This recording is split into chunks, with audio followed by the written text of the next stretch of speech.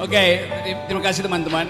Saya boleh pakai ini ya, mimbar ini supaya saya punya potensi jadi wali kota atau jadi rektor. Saya senang ada di sini karena saudara moderator mengantarkan kita pada suasana akademis. Dia menyebut berbagai istilah akademis. Dia menyebut referensi-referensi mutakhir tentang demokrasi. Dan itu pertanda bahwa ini kampus yang berpikir.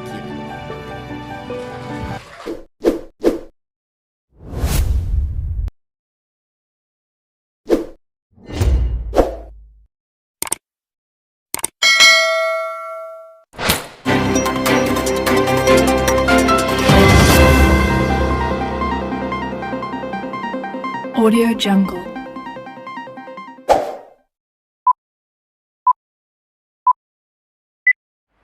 Silakan Bang Rocky, time's yours.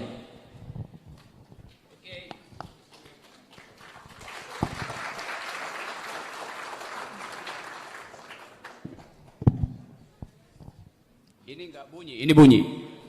Mungkin ini mic-nya Ibu Puan Marani.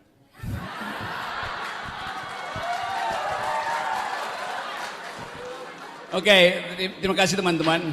Saya boleh pakai ini ya, mimbar ini supaya saya punya potensi jadi wali kota atau jadi rektor.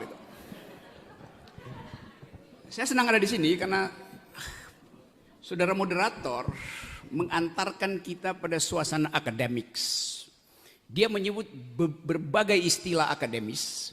Dia menyebut referensi-referensi mutakhir tentang demokrasi. Dan itu pertanda bahwa ini kampus yang berpikir itu. Seringkali saya diundang oleh mahasiswa, dalam sebulan ini mungkin udah 20 kali diundang mahasiswa. Separohnya dilarang oleh rektor. Jadi terakhir saya harus kasih kuliah di Universitas Negeri Mataram di Lombok. Rektor 2 hari sebelum acara bilang boleh kalian tapi Rocky Gerung tidak boleh bicara itu. Saya tanya kenapa?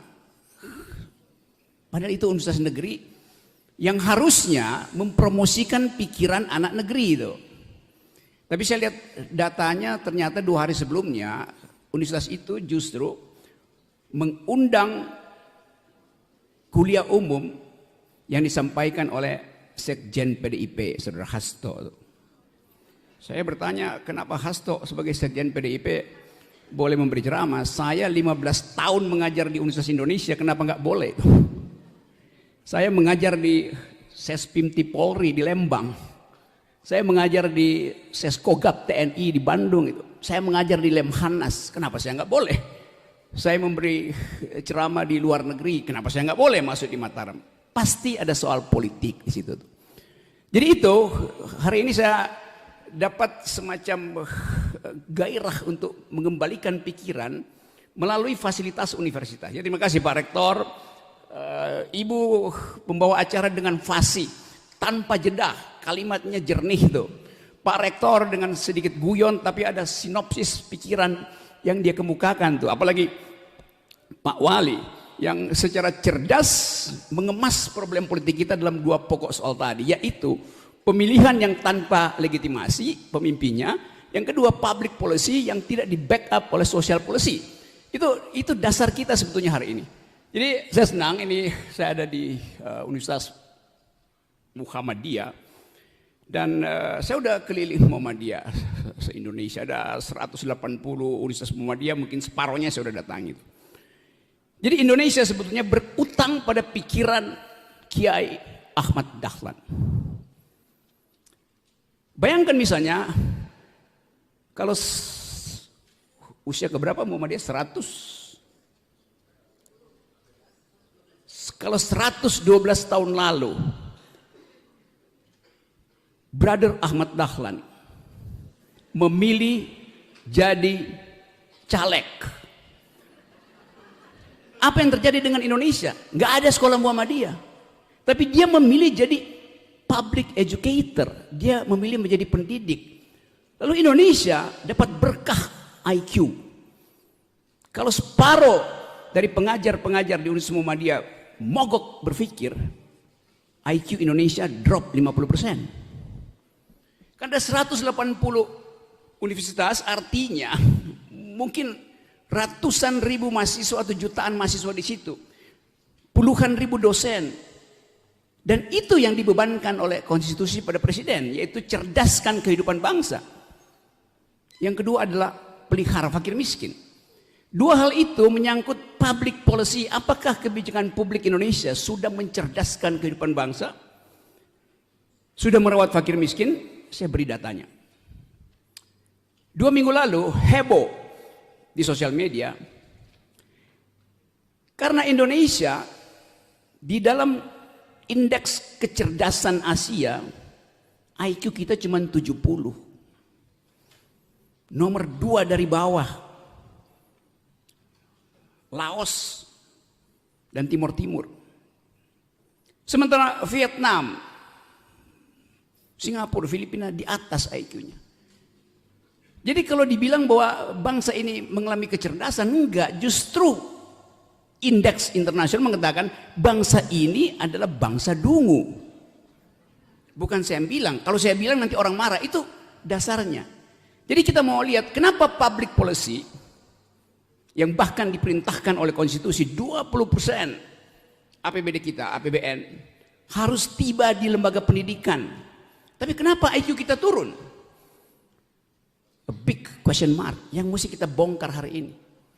Kenapa kita tidak bisa bertanding dengan mereka yang ada di Vietnam, kendati Vietnam mengeluarkan jumlah yang sama dari APBN? Kenapa dia nomor 1? Kenapa kita nomor 2 dari bawah? Itu problem kita dalam soal pendidikan tadi. Jadi masalahnya ada pada public policy. Kalau dikatakan bahwa Pak Jokowi sering katakan Indonesia negara yang sudah maju, bahkan selama COVID tumbuh. Kart kedua, grafik kedua, juga kira-kira sebulan lalu, diperlihatkan bahwa Indonesia adalah bagian dari 100 negara miskin di dunia. Artinya, nggak berhasil pembangunan. Jadi soal-soal semacam ini yang saya anggap bagian kritis dari universitas harus diucapkan dari Sukabumi. Menata demokrasi. Sukabumi artinya suara kampus bermutu untuk menata Indonesia.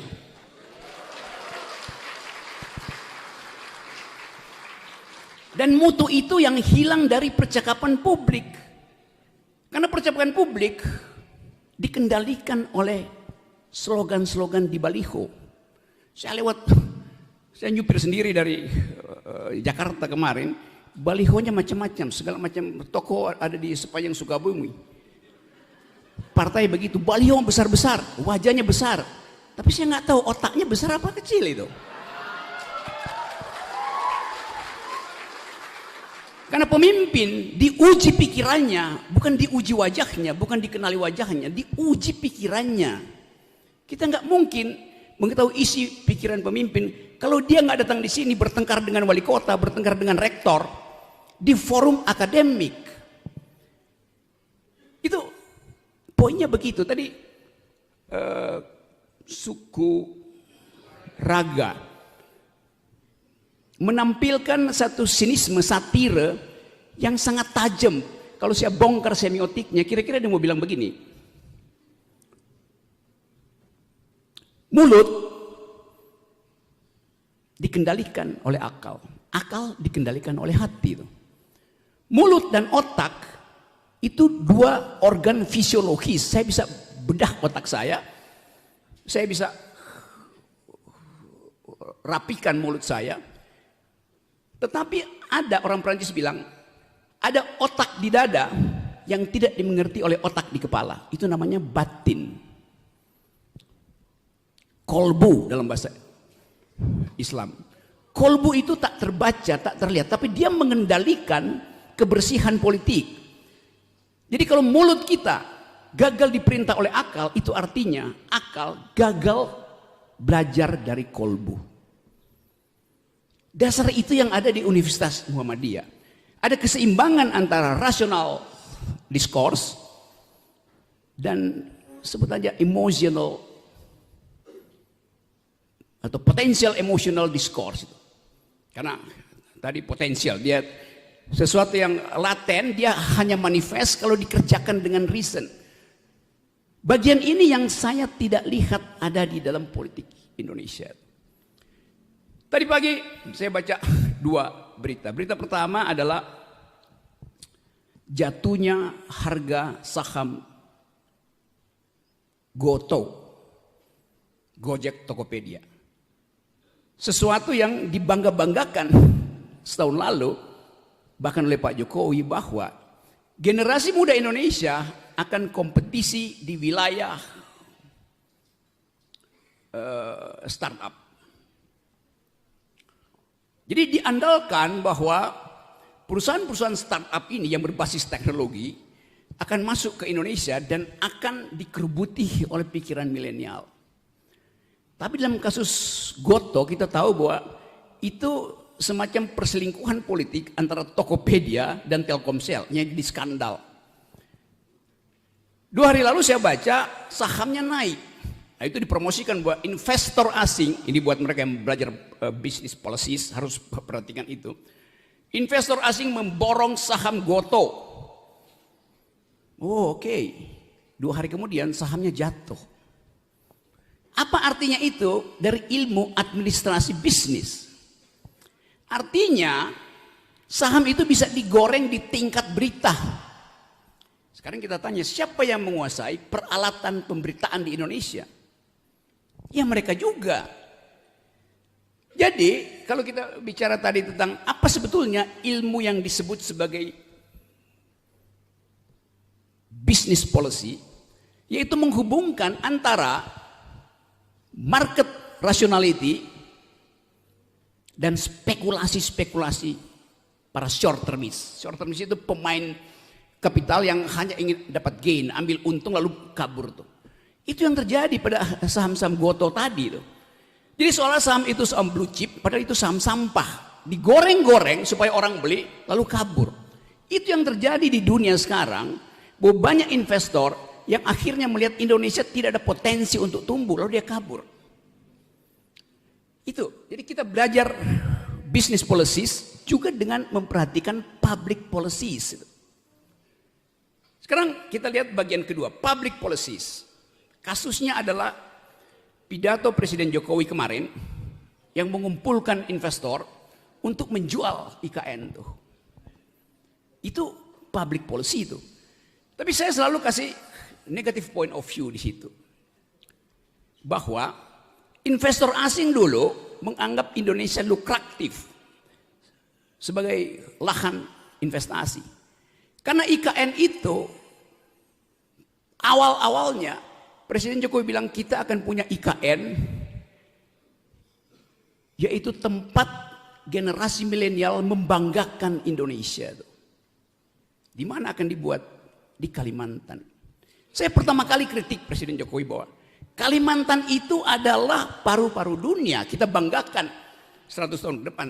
Sekarang digali untuk tanam beton. Tapi Presiden bilang, nggak usah khawatir kalian tukang kritik. IKN tidak akan memakai dana negara. Dan negara artinya APBN. APBN artinya pajak saya. Oke, silahkan. Walaupun saya sudah kasih kritik bahwa public policy untuk IKN tidak didasarkan pada environmental policies, ethics. Karena Pak Presiden sudah putuskan untuk pindahkan ibu kota, baru dia minta kampus untuk membuat AMDAL. Nah itu dungu cara berpikirnya tuh. Mestinya AMDAL dibuat dulu, baru putuskan secara politik. Yes. Kalau kita belajar di seluruh dunia, ilmu lingkungan itu artinya pastikan AMDAL bersih, baru kasih keputusan. Public policy harus berbasis pada cultural imperatif.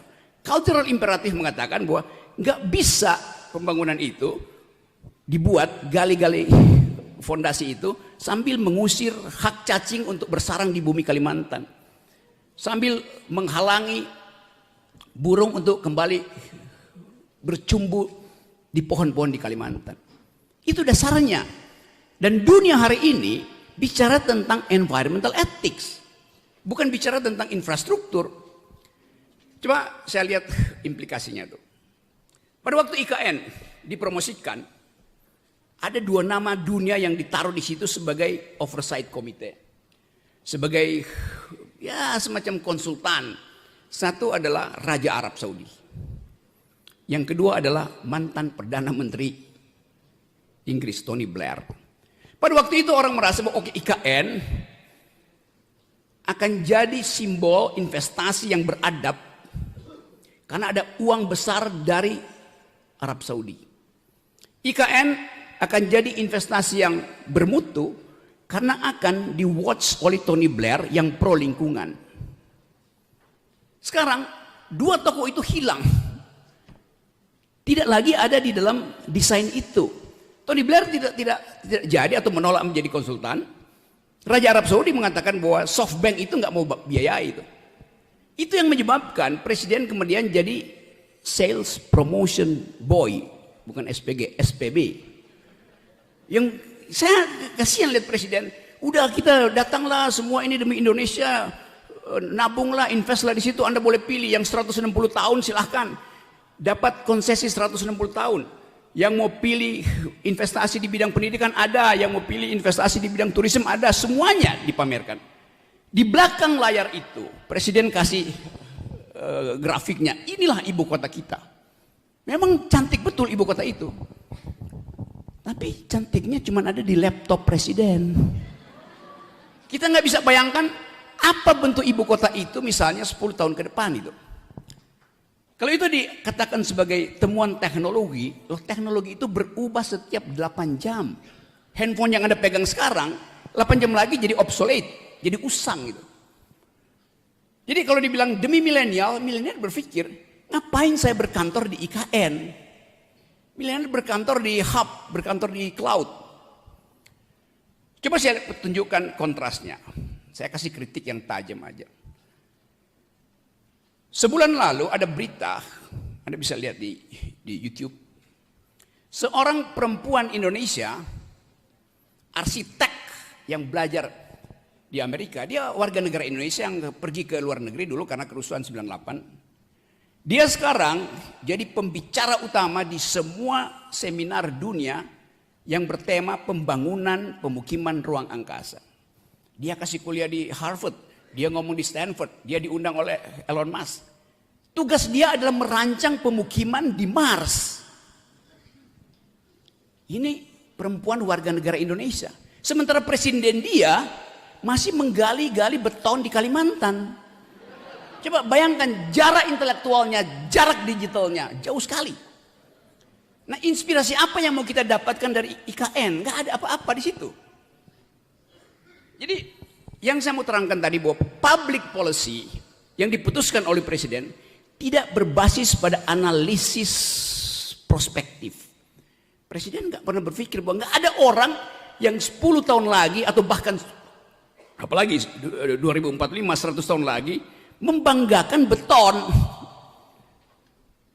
Itu intinya. Jadi saya ingin balik ke sini ke Sukabumi. Saya suka pada bumi itu.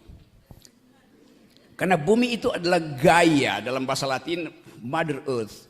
Kita diasuh oleh bumi dan kita semua kalau kita pergi kepada seminar internasional, orang nggak tanya, do you speak tadi financial market, do you speak ibu kota baru? Orang tanya, do you speak environmental ethics?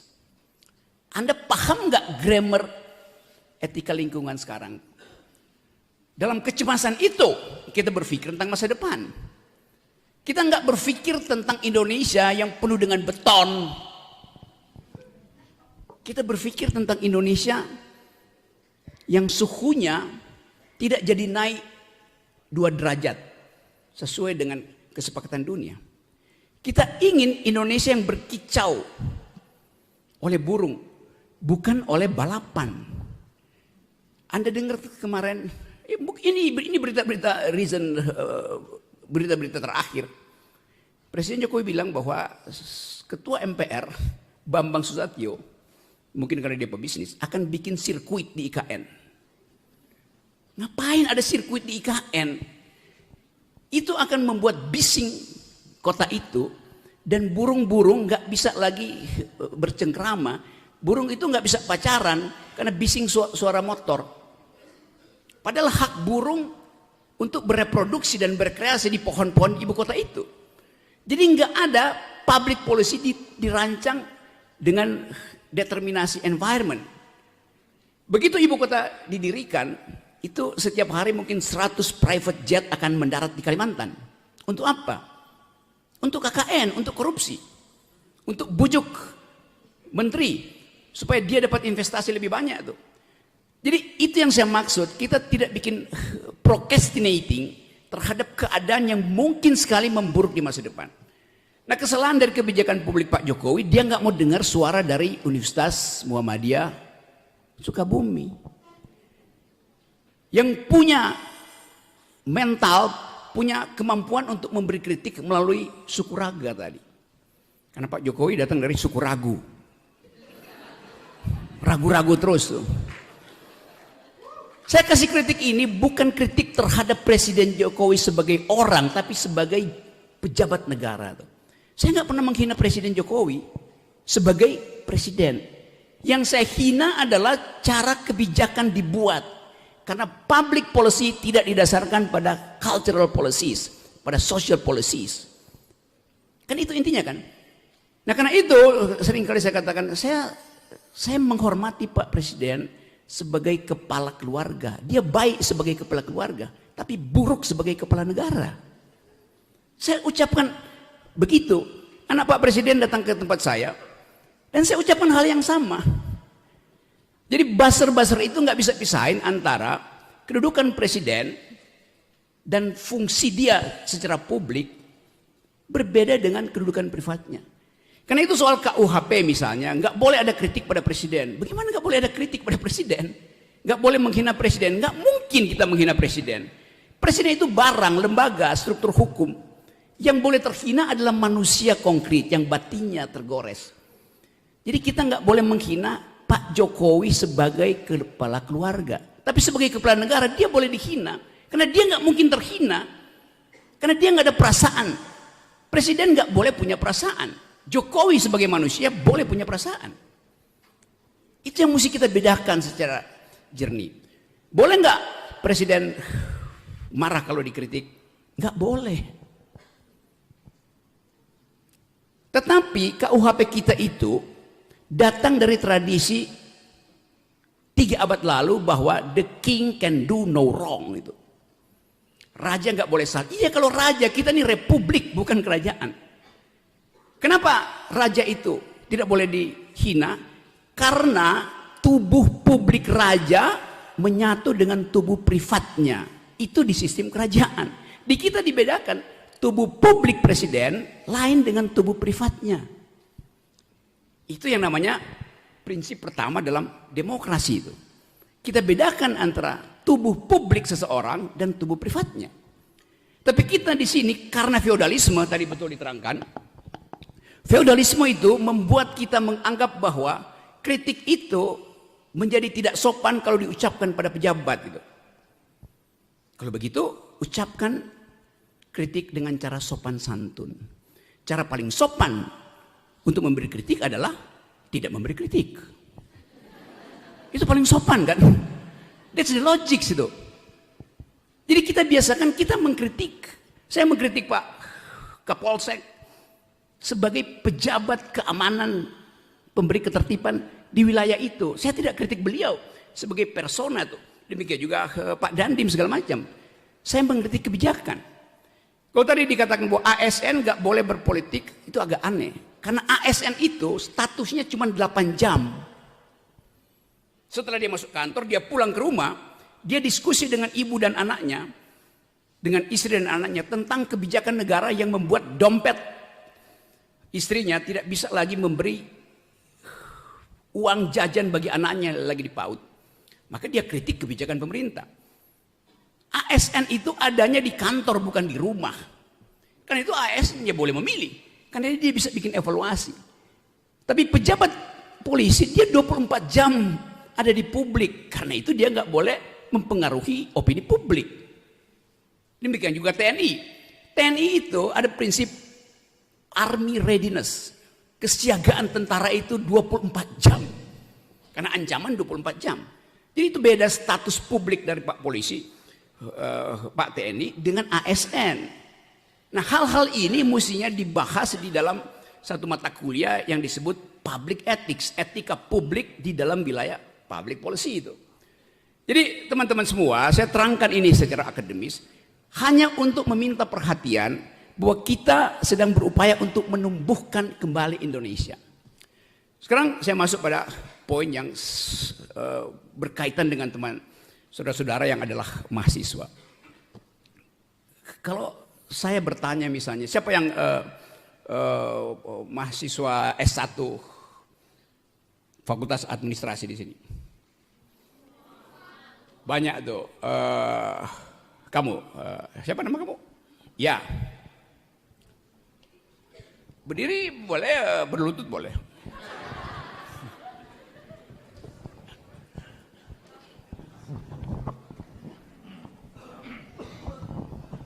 Assalamualaikum warahmatullahi wabarakatuh. Sebelumnya perkenalkan, nama saya Utami Kaulan Sakila dari program studi administrasi bisnis. Oke. Apa yang kamu bayangkan? Kamu semester berapa sekarang?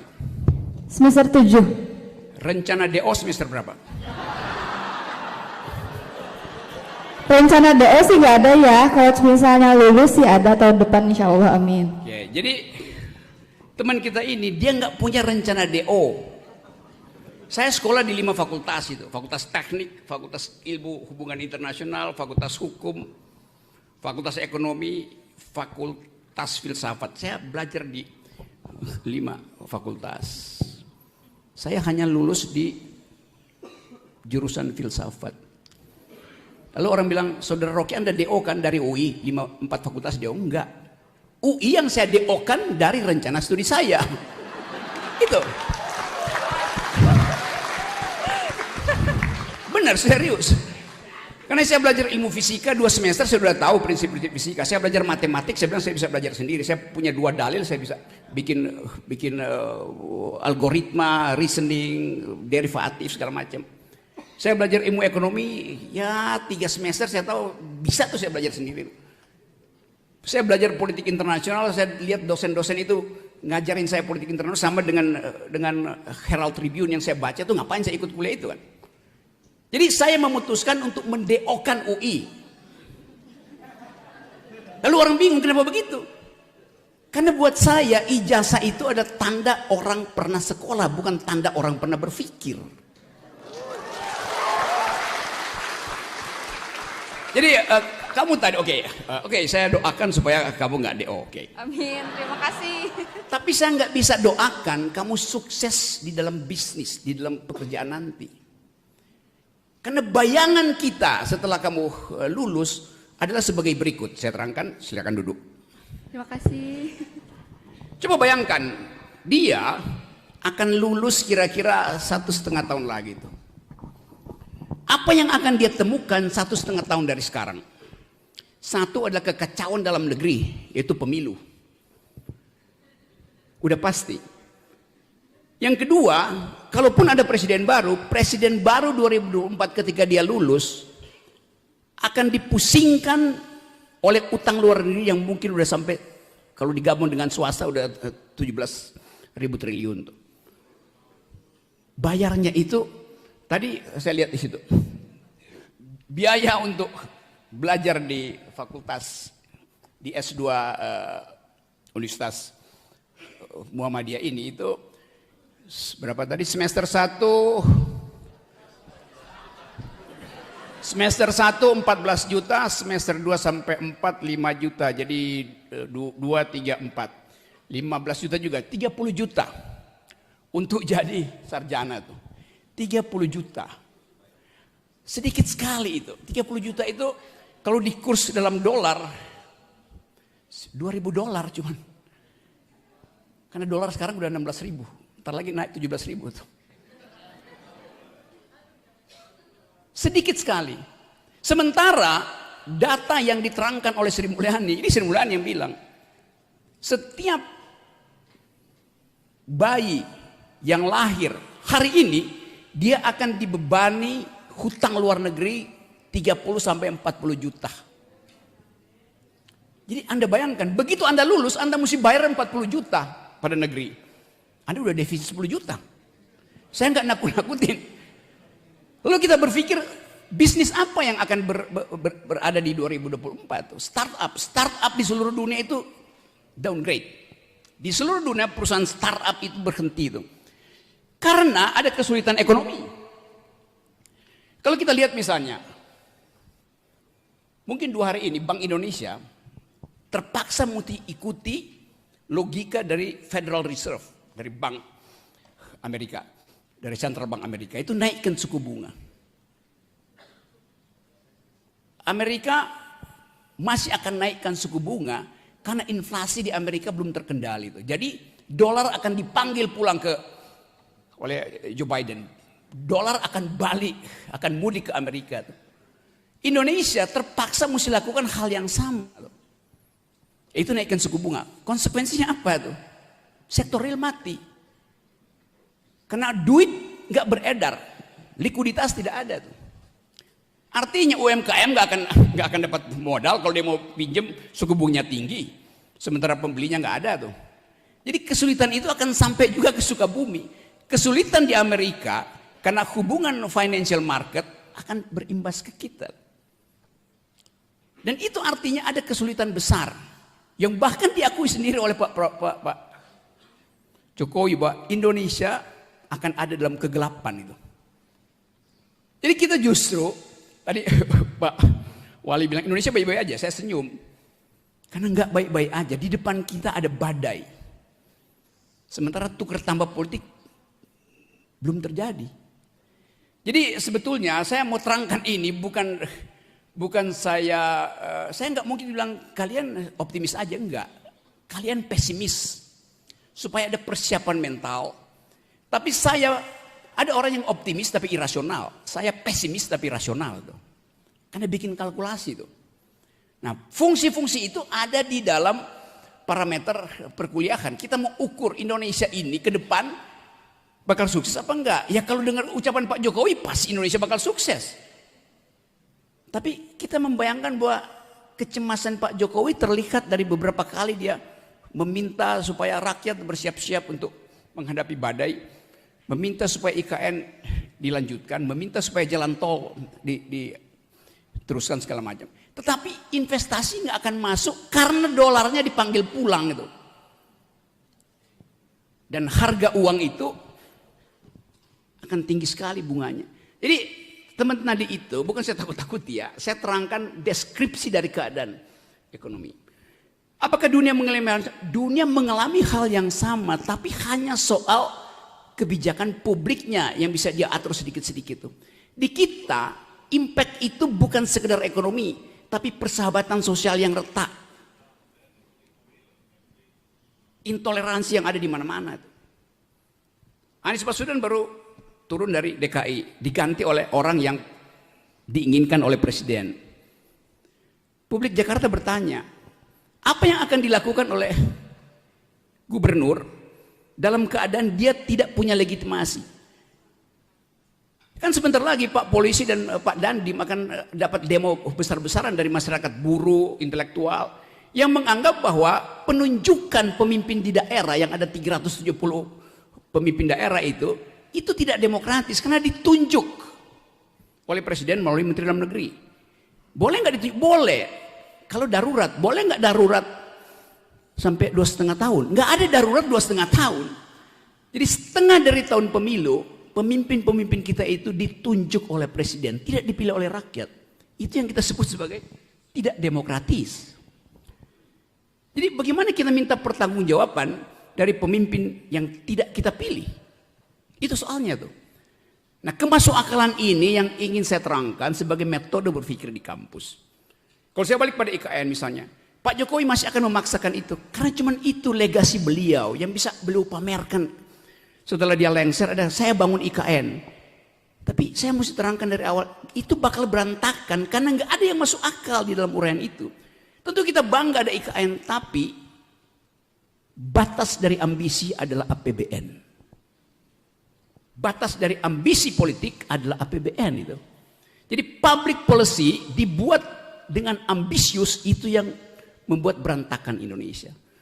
Ambisi untuk bikin jalan tol, ya jalan tol diperpanjang tapi jalan pikiran jadi pendek. Kenapa jadi pendek? Karena per hari ini kalau kita belajar public policy, kita ingin public policy itu menghasilkan otak yang bermutu. Faktanya hari ini stunting, mereka yang kekurangan gizi hampir 2 digit Indonesia. Jadi anak-anak kita yang hari ini kekurangan gizi, 10 tahun lagi otaknya akan menciut 25% karena nggak ada nutrisi. Jadi bagaimana mungkin bonus demografi itu kita peroleh kalau peralatan untuk bersaing di tingkat dunia itu, yaitu otak, dimiskinkan karena presiden lebih memilih membuat jalan tol daripada menyediakan nutrisi bagi otak anak-anak. Itu trade off-nya begitu. Lain kalau APBN kita seperti daun kita cabut-cabut, oke, jalan tol bisa dibikin, sekolah diperbaiki, mutu diperbaiki, setiap pagi anak-anak kita kasih susu, protein, segala macam, daging, nggak ada soal. Tapi APBN kita terbatas. Waktu presiden memilih kebijakan publik pro infrastruktur, trade off-nya adalah kesejahteraan harus dikurangi. Itu konsep dasar. Karena APBN itu sangat terbatas. Jadi presiden masih ingin melanjutkan infrastruktur IKN terutama itu. Tapi buat saya misalnya ya oke, silakan bikin IKN, tapi jangan pakai pajak saya. Dulu presiden bilang nggak ada APBN, sekarang akan dipakai APBN tuh, mungkin 20-30% atau bahkan 40% pakai APBN. Artinya pajak saya akan dipakai untuk bangun ibu kota negara. Boleh nggak? Boleh. Kalau saya setuju. Saya nggak setuju ibu kota negara karena melanggar hak generasi muda untuk menikmati udara bersih, melanggar prinsip-prinsip AMDAL. Karena itu saya nggak setuju. Karena itu jangan ambil pajak saya. Lalu orang debat, pajak Pak Rocky mesti dipakai. Saya akan bayar pajak kalau pajak saya itu dinikmati oleh tetangga saya yang tidak bisa bayar pendidikan. Maka saya rela. Saya rela pajak saya dipakai oleh komunitas yang miskin pendidikan. Saya nggak rela pajak saya dipakai IKN yang nantinya akan jadi fasilitas untuk tukar tambah dengan oligarki. Itu prinsip keadilannya di situ tuh. Jadi sekali lagi teman-teman, saya berupaya untuk menyelundupkan pikiran kritis ke kampus. Supaya kampus itu tumbuh secara mandiri di dalam metodologi itu. Yang sering saya katakan bahwa hanya di kampus kita bisa bertengkar tanpa sentimen. Karena di kampus kita diajarkan untuk bertengkarlah dengan argumen tuh. Jadi sekali lagi itu intinya, dan mungkin ada percakapan di antara kita yang bisa memungkinkan orang melihat bahwa di Universitas Muhammadiyah Sukabumi ada surplus akal pikiran. Terima kasih.